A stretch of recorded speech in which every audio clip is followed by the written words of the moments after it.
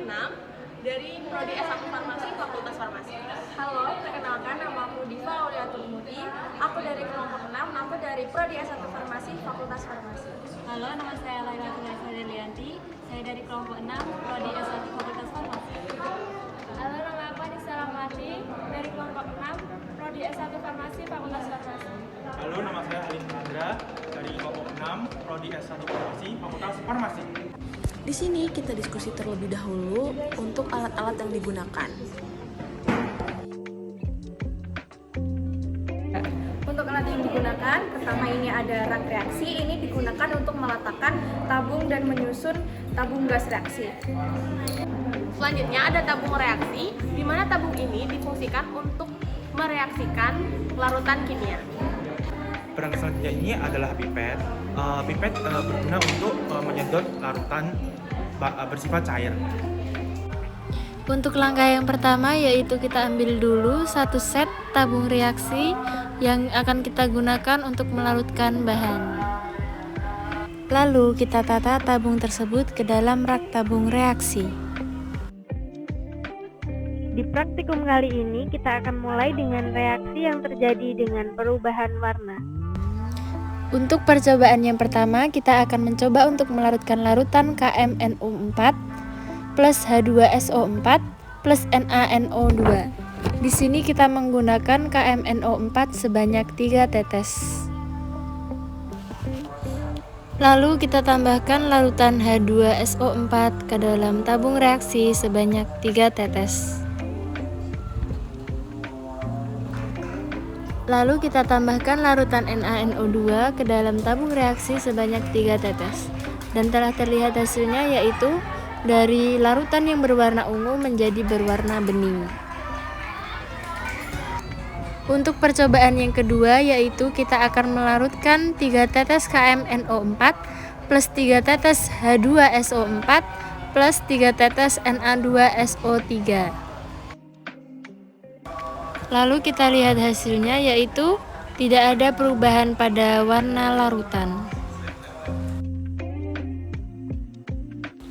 Untuk percobaan yang ketiga, yaitu kita akan mencoba untuk mereaksikan larutan K2Cr2O7 dengan larutan H2SO4 dan juga larutan Na2SO3 dengan masing-masing sebanyak 3 tetes.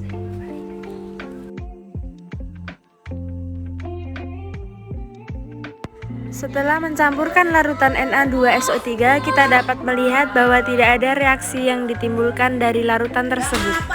Untuk yang selanjutnya yaitu reaksi yang terjadi dengan adanya endapan. Untuk percobaan yang pertama, kita akan mencoba untuk melarutkan larutan K2CrO4 dengan larutan AgNO3.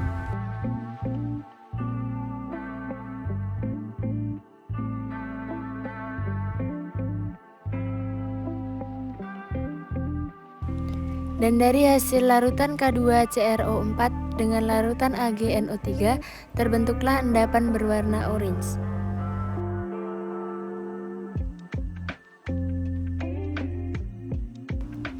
Untuk percobaan yang kedua, kita akan melarutkan larutan Na2SO4 sebanyak 3 tetes dengan larutan BaCl2 sebanyak 3 tetes.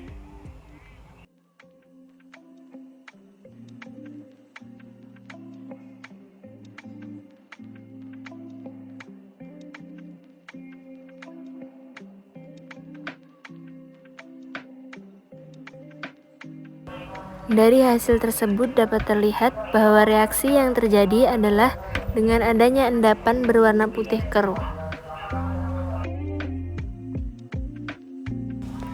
Untuk percobaan yang ketiga, kita akan melarutkan larutan NiSO4 sebanyak 3 tetes dengan larutan NaOH sebanyak 3 tetes.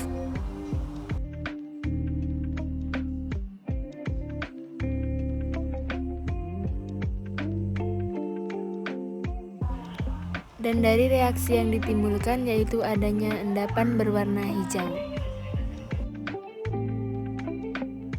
Untuk selanjutnya kita akan mencoba untuk mereaksikan reaksi yang terjadi dengan terjadinya gas. Untuk percobaan yang pertama kita akan melarutkan larutan Na2CO3 sebanyak 3 tetes dengan larutan HCl sebanyak 3 tetes. Dan dari hasil tersebut muncullah reaksi dengan terjadinya gas atau gelembung.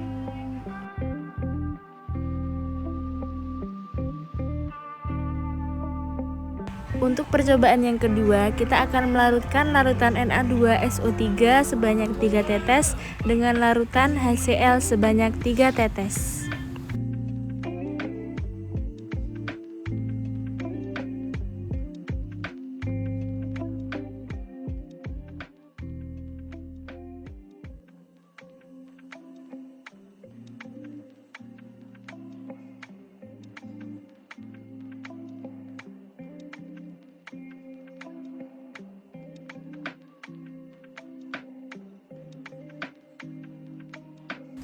Dan dari hasil tersebut tidak ada reaksi yang ditimbulkan.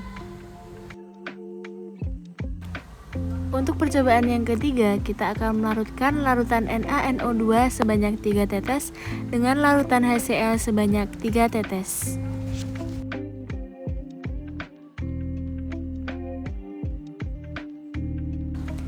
Dan dari hasil tersebut tidak ada reaksi yang ditimbulkan. Untuk selanjutnya yaitu percobaan reaksi yang terjadi dengan terjadinya panas. Untuk percobaan yang pertama, kita akan mencampurkan H2O dengan larutan H2SO4 pekat.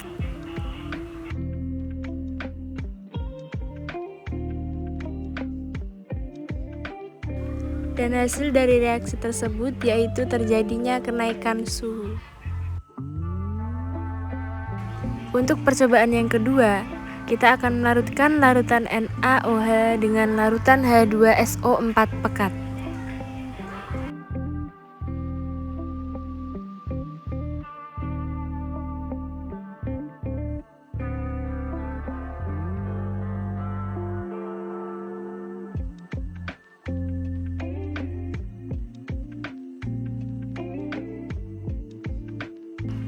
Dan hasil dari reaksi tersebut yaitu timbulnya kenaikan suhu.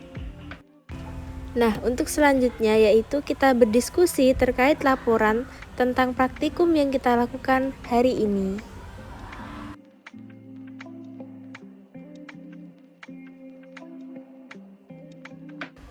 Terakhir, jangan lupa untuk membersihkan alat-alat praktikum yang kita gunakan di laboratorium.